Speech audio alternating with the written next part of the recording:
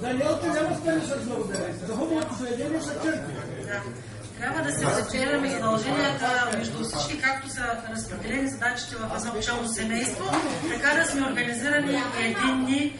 Заради това честит празник на всички, приятно прекарване тук и дано напред да сме винаги заедно. Искам да ви поздравя с една песен, народна песен, тъй като моя мъж каза, че се надява, че съм се наприказвала в щалището, аз казах, наприказвала съм се, не съм се наприкала.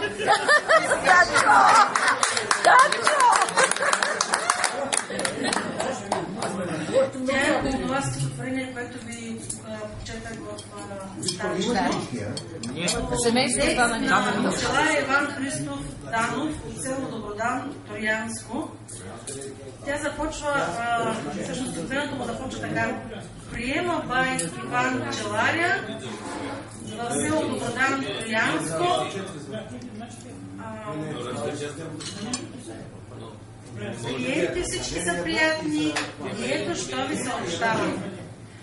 Продукт единствен на света е, растителен и животински, на ведролято той лукае, огасен зиви тонци, доманов мери,